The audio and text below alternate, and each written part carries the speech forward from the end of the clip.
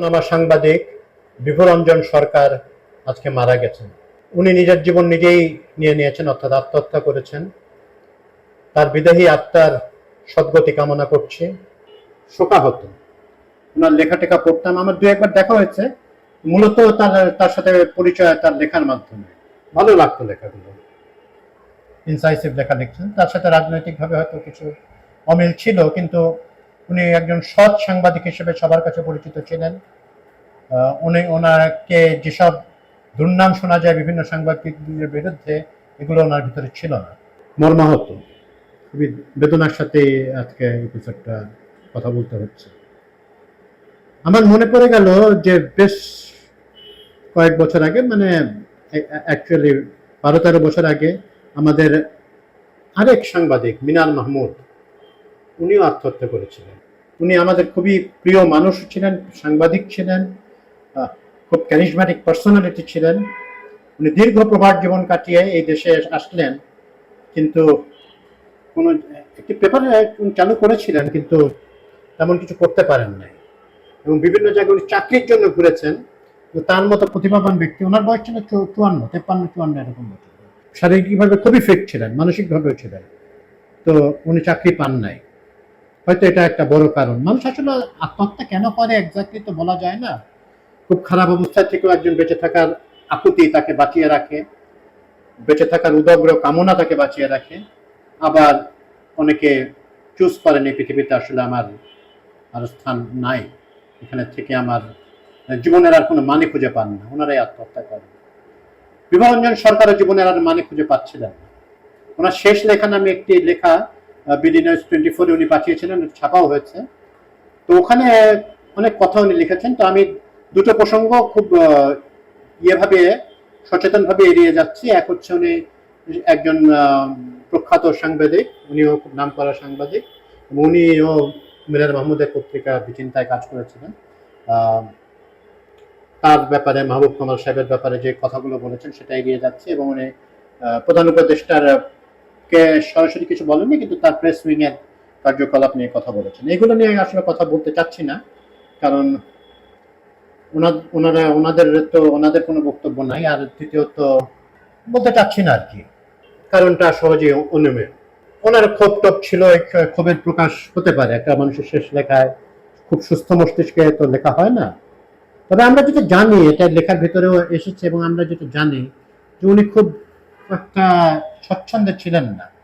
The very fact যে একটা মানুষকে, একজন সাংবাদিককে 71 বছর বয়সে নিয়মিত চাকরি করতে হচ্ছে একটি পত্রিকার, আজকের পত্রিকার সম্পাদকীয় বিভাগে, যেটা সম্পাদকীয় বিভাগ অত্যন্ত মানে ব্রেইনের উপর চাপ দেয়, ফিজিক্যালিও ডিমান্ডিং। আপনার পুরো পত্রিকা পড়ে ওর নিউজ নিয়ে অ্যানালিসিস করা, বিভিন্ন ডাটা অ্যানালিসিস করে উপসম্পাদকীয় লেখা খুব একটা সহজ কাজ। সংবাদপত্রের কোনো জায়গায় ফ্রম টপ টু বটম একজন অ্যাপ্রেন্টিস সাব বা একজন রিপোর্টার থেকে সম্পাদক পর্যন্ত কেউই খুব খুব মানে আরামের জীবন না।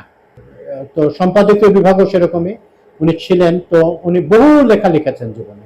অন্তত অনুমান করতে পারি যে খুবই সম্মানজনক উনি বেতন পেতেন না। এটা হয়ে থাকে, আমরা দেখছি যে সাংবাদিকদের আসলে শুধু পেট চালানোর জন্য, সংসার চালানোর জন্য তাদেরকে 70, 75, 80 বছর বয়স পর্যন্ত চাকরি করে যেতে হচ্ছে। আমি জানি একজনের কথা, যে লিটারালি উনি 80 পার হয়ে গেছেন, কিন্তু ওনার চাকরি করে যেতে হচ্ছে।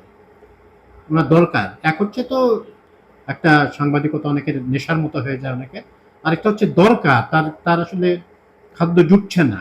তো আমাকে আমার এক বস উনি বলেছিলেন,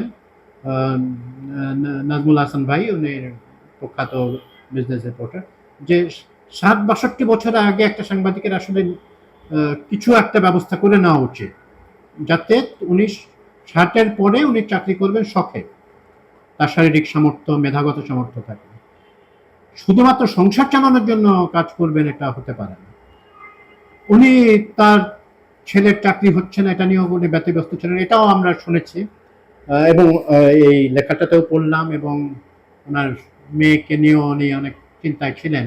এগুলো আসলে একটা মানুষ যখন 70 বছর বয়সে কাজ করে, তার মধ্যে অনেক রকম চিন্তা আসে। না হলে তো উনি জীবন দিয়ে দেবেন, এটা তো আসলে সমাধানও কিছু হলো না। উনি তো অনেক ধার দেনাও তার করতে হয়েছে। এটা এটা আমরা এটা অবশ্য আমি শুনি নাই, তবে জানলাম।